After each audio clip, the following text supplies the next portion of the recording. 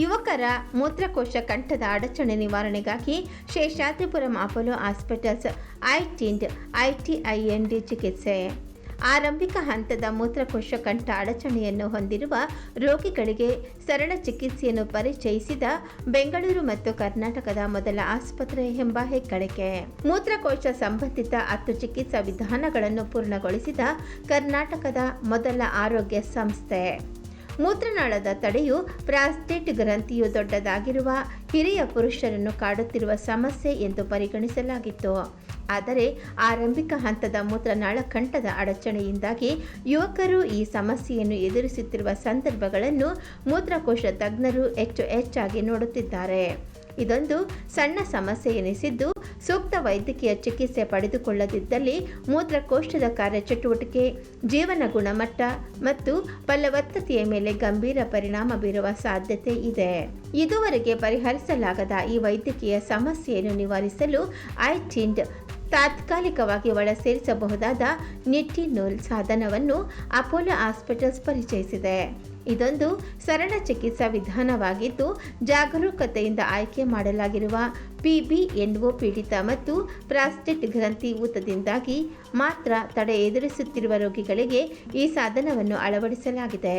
ಇದರ ಮೂಲಕ ಈ ತಂತ್ರಜ್ಞಾನವನ್ನು ಬಳಸಿರುವ ಮತ್ತು 10 ಕಾರ್ಯವಿಧಾನಗಳಲ್ಲಿ ಯಶಸ್ವಿಯಾಗಿರುವ ಬೆಂಗಳೂರಿನ ಮಾತ್ರವಲ್ಲ, ಕರ್ನಾಟಕದ ಪ್ರಥಮ ಆರೋಗ್ಯ ಸಂಸ್ಥೆ ಎಂಬ ಗೌರವಕ್ಕೆ ಪಾತ್ರವಾಗಿದೆ.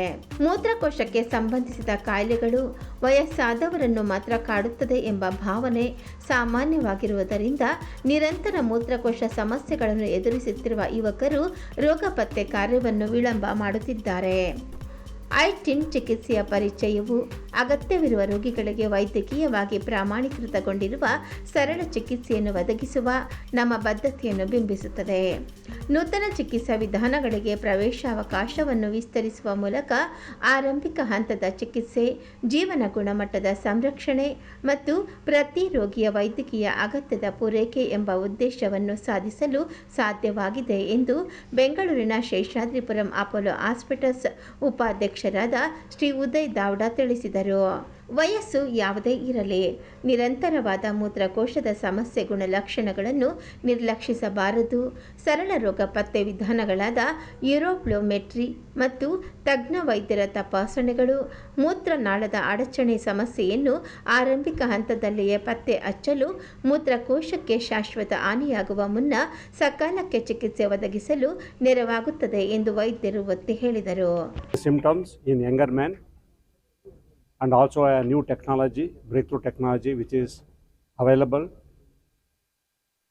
ಎಲ್ಲ ಚಿಕ್ಕ ಹುಡುಗರುಗಳು 18 ವರ್ಷ, 20 ವರ್ಷ, 25 ವರ್ಷ ಅವ್ರುಗಳಿಗೆ ಯಾರಿಗಾರು ಯೂರಿನರಿ ಸಿಂಪ್ಟಮ್ಸ್ ಇರುತ್ತೆ, ಅವ್ರುಗಳಿಗೆ ಒಂದು ವಿಧಾನ ಇದೆ ಟ್ರೀಟ್ ಮಾಡ್ಕೊಳ್ಳಿಕ್ಕೆ. ಮಿನಿಮಲಿ ಸರ್ಜಿಕಲ್ ಟ್ರೀಟ್ಮೆಂಟ್ ಅಂತ ಹೇಳ್ತೀವಿ, ಒಂದು ಪ್ರೊಸೀಜರ್ ವೈಸ್ ಮಾಡುವಂಥ ಟ್ರೀಟ್ಮೆಂಟ್ ಇದು. ಅದು ತೋರಿಸ್ಲಿಕ್ಕೋಸ್ಕರ ಇವತ್ತು ಒಂದು ITIND ಅಂದ್ಬಿಟ್ಟು ಟೆಂಪರರಿ ನಿಟಿನಲ್ ಡಿವೈಸ್ನ ಒಂದು ಡಿವೈಸಿಂದ ಈ ಎಲ್ಲ ಪ್ರಾಸ್ಟೇಟ್ ಅಬ್ಸ್ಟ್ರಕ್ಷನ್ ನಾರ್ಮಲ್ ಆಗಿ 50 ವರ್ಷ ಆದಮೇಲೆ ಪ್ರಾಸ್ಟೇಟ್ ಬರುತ್ತೆ ಅಂತ ಎಲ್ಲ ಅಂದ್ಕೊಂಡಿದ್ದೀವಿ. ಆದರೆ ಯಾರೇ ಆದರೂ ಚಿಕ್ಕ ಹುಡುಗರುಗಳಲ್ಲಿ 18 ವರ್ಷದ ಮೇಲ್ಪಟ್ಟವರು, anybody who is more than 18 years, ಅವ್ರಿಗೇನಾದ್ರು urinary symptoms in the form of ಸ್ವಲ್ಪ ಅರ್ಜೆನ್ಸಿ ಆಗೋದು, ಪೋರ್ ಸ್ಟ್ರೀಮ್ ಪಾಸ್ ಮಾಡಲಿಕ್ಕೆ ತೊಂದರೆ ಆಗೋದು, ಸ್ಪೀಡ್ ಆಗದೇ ಇರೋದು, ಫ್ರೀಕ್ವೆನ್ಸಿ ಆಗೋದು, ನೈಟಲ್ಲಿ ಎದ್ದೇಳೋದು, ಈ ಥರ ಎಲ್ಲ ಆದಾಗ ನೆಗ್ಲೆಕ್ಟ್ ಮಾಡಬಾರ್ದು. 18 ವರ್ಷ ಮೇಲ್ಪಟ್ಟವರು ಯಾರು ಅದನ್ನು ಮಾಡಬಾರ್ದು. ಯೂರಾಲಜಿಸ್ಟ್ ಹತ್ರ ಹೋಗಿ meet the urologist and get the treatment done. If not treated, this process can produce a severe bladder damage, urinary tract infection and mental unhappiness for all these younger people. They won't be able to concentrate. ಈ ಎಲ್ಲ ಹುಡುಗರುಗಳಲ್ಲೂ ಈ ಸಮಸ್ಯೆ ಜಾಸ್ತಿ ಆದಾಗ ಅವ್ರಿಗೆ bladder ಅನ್ನೋ ಒಂದು ಸಂಕುಚ ಆದಾಗ ಅದು ಬ್ಲಾಡರ್ ವೀಕ್ನೆಸ್ ಆಗುತ್ತೆ, ಮಯೋಪತಿ ಅಂತ ಹೇಳ್ತೀವಿ. ಅದನ್ನು ಟ್ರೀಟ್ ಮಾಡಿಕೊಂಡ್ರೆ, ಬೇಗ ಮಾಡಿಕೊಂಡ್ರೆ ಅವ್ರಿಗೆ ತಮ್ಮ ಲೈಫಲ್ಲಿ ತುಂಬ ಪ್ರಾಸ್ಟೇಟ್ ಮುಂದೆ ಕಿಡ್ನಿ ಡ್ಯಾಮೇಜ್ ಆಗೋದಾಗಲಿ, ಬ್ಲಾಡರ್ ಡ್ಯಾಮೇಜ್ ಇರೋದಿಲ್ಲ. So new technology called ITIND ಅನ್ನೋ ಟೆಕ್ನಾಲಜಿನ ಯಾರೇ ಒಬ್ಬರು ಯೂರಿನರಿ ಪ್ರಾಬ್ಲಮ್ ಇದ್ದಾಗ, ಅವ್ರಿಗೆ ಒಂದು ಸೆಕ್ಷುವಲ್ ಫಂಕ್ಷನ್ ಆಗಲಿ ಅಥವಾ ಬೇರೆ ಏನಾರು ಸಮಸ್ಯೆಗಳು ಇದ್ದಾಗ ಈ ಒಂದು ಟ್ರೀಟ್ಮೆಂಟಿಂದ ಅದೆಲ್ಲನೂ ನಾವು ಪ್ರಿವೆಂಟ್ ಮಾಡ್ಬೋದು. ಇದು ಒಂದು ಸಿಂಪಲ್ ಟೆಕ್ನಾಲಜಿ. ಇದನ್ನು ನಾವು ಔಟ್ ಪೇಷಂಟ್ ಟ್ರೀಟ್ಮೆಂಟ್ ಥರ ಟ್ರೀಟ್ ಮಾಡ್ತೀವಿ. ಲೋಕಲ್ ಅನಸ್ಥೀಶಿಯಾ ಅಥವಾ ಮೈಲ್ಡ್ ಸೆಡೇಷನಿಂದ ಕೊಟ್ಟು ಮಾಡೋಂಥ ಟ್ರೀಟ್ಮೆಂಟ್ ಇದು. Very simple procedure. So it can be done with in 10 minutes. under mild sedation and local anesthesia, and the patient comes in the morning. He can be discharged in the same day evening without even catheterization, and he will pass urine the same day, after the procedure after 10 minutes, and he has to come back after 5 days for the pathological effect to happen, and that will be removed after 5 days, which is the completion of the procedure.